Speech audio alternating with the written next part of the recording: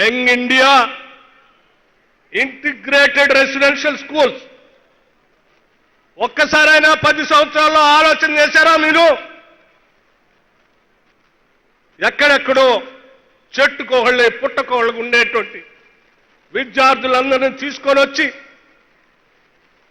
రాష్ట్ర వ్యాప్తంగా ఒకటేసారి 104 స్కూల్స్ ని శాంక్షన్ చేసి ఈ స్కూల్స్ కి ఎట్టి పరిస్థితులన్నా మీరు నిధులు ఇవ్వాల్సిందే, కట్టించాల్సిందే, ఇది నా డ్రీమ్ ప్రాజెక్ట్ అని చెప్పి గర్వంగా ప్రకటించడమే కాదు, ఖర్చుతో కూడినటువంటి ఈ కార్యక్రమాన్ని ఎంత ఖర్చైనా ఒక్కొక్క స్కూల్కి 200 కోట్ల రూపాయలతో ఈ సంవత్సరమే దాదాపు 1106 కోట్ల రూపాయలు 11,600 కోట్ల రూపాయలతో శాంక్షన్ చేసినటువంటి ధైర్యం ఈ రాష్ట్ర ప్రభుత్వానికి ఉంది.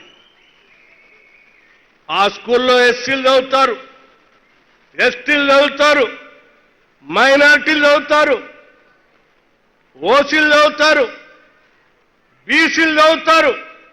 అందరినీ ఒక దగ్గర తీసుకొని ఒక ఉమ్మడి కుటుంబం లాగా ఒక అద్భుతమైనటువంటి సమాజ నిర్మాణాన్ని, ఒక ప్రగతిశీల భావాలతో ఈ దేశానికి అద్భుతమైనటువంటి సమాజాన్ని నిర్మించి అందించేటువంటి ఒక గొప్ప కార్యక్రమాన్ని ఈ రాష్ట్రంలోనే యంగ్ ఇండియా రెసిడెన్షియల్ స్కూల్స్ ని, ఇంటిగ్రేటెడ్ రెసిడెన్షియల్ స్కూల్స్ ని కూడా ప్రారంభించాం. 10 సంవత్సరాలు పాలన చేసిన మీరు ఒక్కరోజైనా ప్రభుత్వ పాఠశాలల గురించి ఆలోచన చేశారా?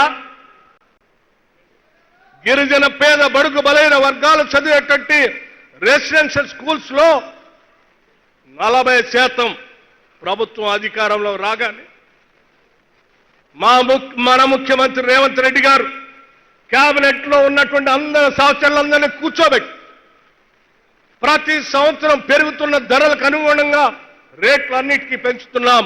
కానీ మన బిడ్డలు తినేటువంటి అన్నానికి మనం పెంచట్లేదు. ఇది కరెక్ట్ కాదు.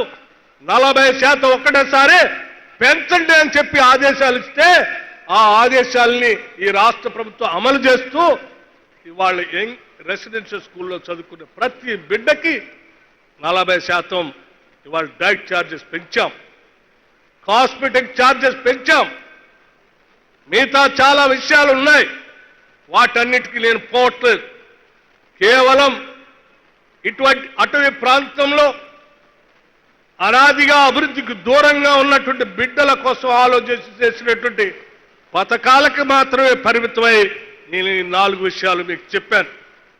ఎందుకు చెప్పానంటే భవిష్యత్తులో మన జీవితాల్లో వెలుగు నిండాలి అనంటే ఈ ప్రభుత్వం 10 కాలాల పాటు కాదు, ఇంకొక 20 సంవత్సరాలు ఈ రాష్ట్రాన్ని ఇందిరమ్మ ప్రభుత్వం, ప్రజా ప్రభుత్వమే పాలించాలి. దశాబ్దాలుగా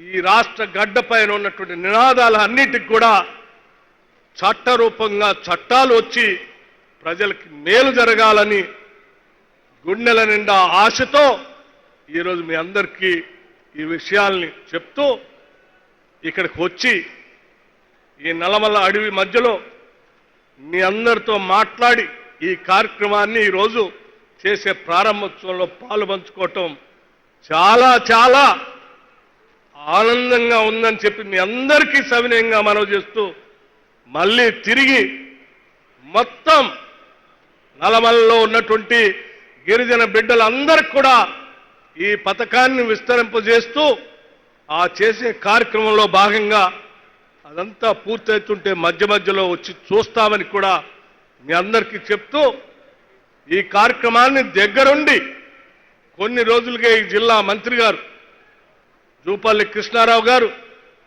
మన ఇన్ఛార్జి మంత్రి గారు దామోదర రాజనరసింహ గారు, స్థానిక పార్లమెంట్ సభ్యులు డాక్టర్ మల్లు రవి గారు, స్థానిక శాసనసభ్యులు డాక్టర్ వంశీకృష్ణ గారు ప్రత్యేకంగా ఇక్కడే క్యాంప్ వేసి ఈ స్కీమ్ని విజయవంతం చేయటం కోసం దగ్గరుండి పనిచేసినందుకు వారికి కూడా నేను మనస్ఫూర్తిగా అభినందనలు, కృతజ్ఞతలు తెలియజేస్తా ఉన్నాను.